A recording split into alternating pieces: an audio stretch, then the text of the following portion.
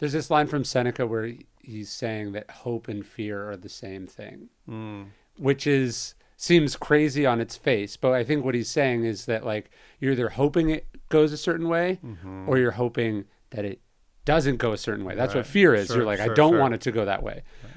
But what it's presuming is that you get to decide what way it should go, and that you know what the best way to go is. Right. And in fact, you don't know. Right. But you still have a certain amount of control, right, over your actions, right? Yes. Right. And so but the anxiety is the like, well, I it should be this way, and so I need to do a lot of. I think you go to yourself.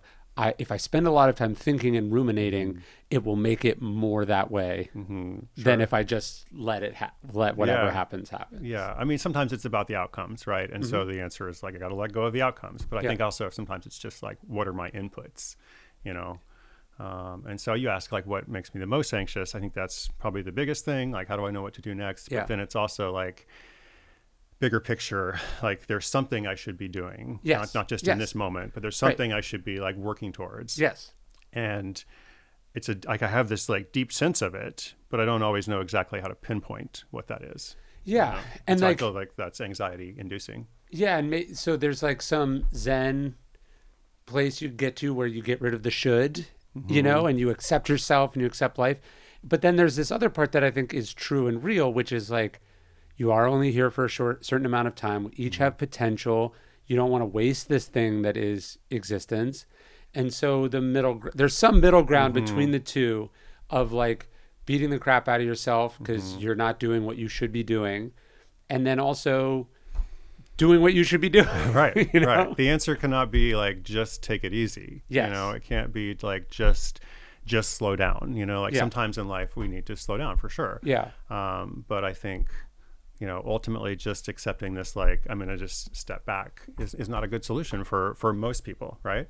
Well, where would the world be if everyone just stepped back? Right. There's something we need to actually step into, but the anxiety is like, what exactly is that thing and how do I choose? I remember like a few years ago, you said to me, I actually thought about you a bit when I was writing this book, because you said to me a few years ago, and I'm probably like paraphrasing, but you said something like, you were a little frustrated with maybe your career, or you're like, I feel like I should be reaching more people, or something, right? Yeah. I'm curious. I have no recollection. Yeah, which is, maybe in some ways is not a very Ryan Holiday thing to say. Yeah. But I always like appreciate you because you're very multifaceted. And now here we are a few years later, and I think you definitely are reaching a lot more people, right? And you have had more impact.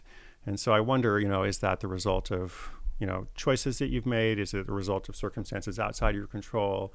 Right. And do you still feel the same way? Because I feel like you had some sense of discontent, maybe more than anxiety, or dissatisfaction, or longing for something that, you know, even a few years ago, I thought you were still, you know, like reaching a ton of people, but you wanted something different than you was had this then. at that thing in Nashville? Yeah. Isn't it crazy that was exactly 5 years ago? Like, I think we got back to, because we got back like the day or two before everything started shutting down. Right. And so that was like basically right now. Right. Spring 2020. Yeah, I forgot about that.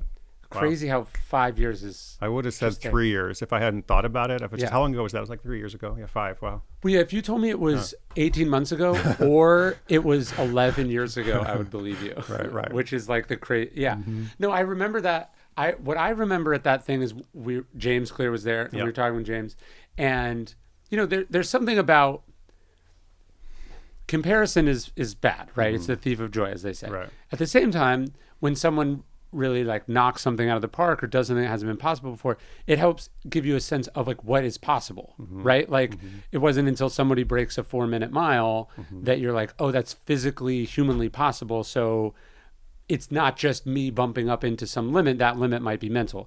And so there's always this tension when you meet really successful people about like, am I making myself feel shitty by comparing themselves to them, or have they unlocked something? Have they figured something out? Did they do something actually that's really simple and obvious and definitely should be done, that if I did, I could get that same result? And I sometimes struggle with that. Like, hey, am I measuring myself against this person in a way that's making me feel inferior and just taking the joy and like pride out of what I've achieved? Or is this person showing me how to do something?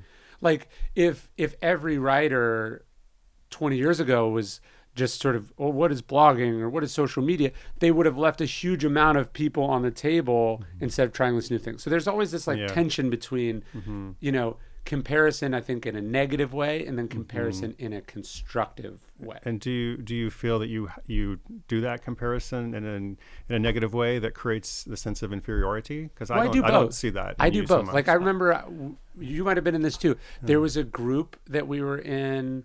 It was like a Facebook group back in maybe more the heyday. It was all like speakers, and I found that hearing how many gigs people were getting and what people were paying for gigs, that was primarily what I was taking out of the thing, not like, hey, every once in a while, like someone would be like, here's this thing I clip on the curtains in a hotel room and it keeps it dark. I was like, oh, that's an awesome thing that I learned from someone else.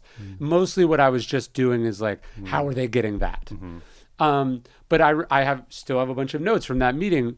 From that meeting that we were at, you told me what you were doing on your podcast and who your agent was. And I didn't go like, I got to beat Chris.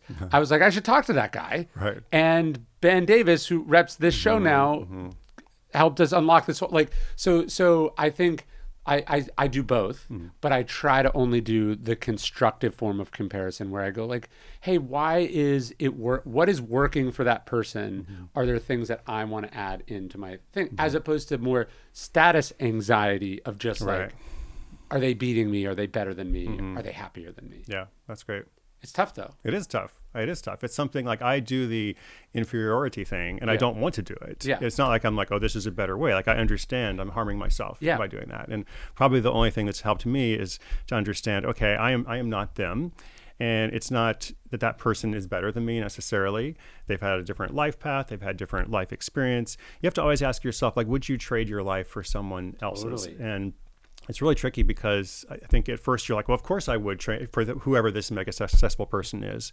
But then you have to realize, like, if you're truly trading your life, you're trading away, like, you're rid of stuff. Your life too, like all the experiences you've had. And so I think back, oh no, I have been able to do some cool stuff. And like, there are parts of my life that I would not want to give away to any person in the world. Right. And that other person that I might feel envious of or might be comparing myself to, you know, they've also been able to do some cool stuff, some different things than me. Sure. But they haven't had my experience, right? So would you trade your life for someone else? I think most of the time when you think about that, at least for me, I'm like, no, I wouldn't. Well, also, I think when you do comparison, you want to make sure you're comparing like against like. So that when we were at that group, we were talking about James, and James is there. So we're like talking out of school or something. But, you know, you go, okay, this person sold this many, or this person did X. And then you go, well, why haven't I done that? And you got to go, it was either you or John Gordon said something like, it's a book about habits, man. That's the biggest category that there is. And then, so I've done some work on myself that's been helpful where I go, I write about an obscure school of ancient philosophy. Not that there's a not ceiling. So obscure now, but there is that is not for everyone. And knowing that what you're doing is not for everyone, or knowing on the spectrum of for nobody and for everyone, knowing roughly where you are. That's not to say that you can't expand it, but like look, has Yo-Yo Ma brought more people to classical music than were previously interested? Absolutely. Yeah. And I feel like that's what I do with my work. At the same time, it's still classical music, right? There's you're probably not going to sell out Staples Center, or you know, you're probably not or maybe you can do it.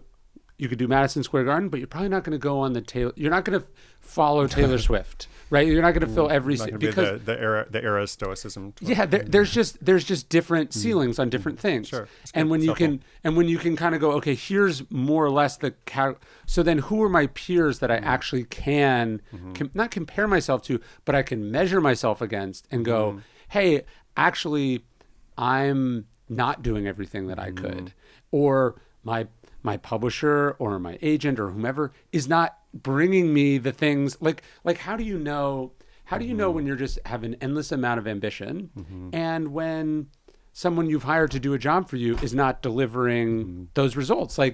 You have to know. And I think having an accurate sense of where you are and what's possible for what you do can help can transition that from anxiety to a more constructive place of whatever. I think that's very helpful.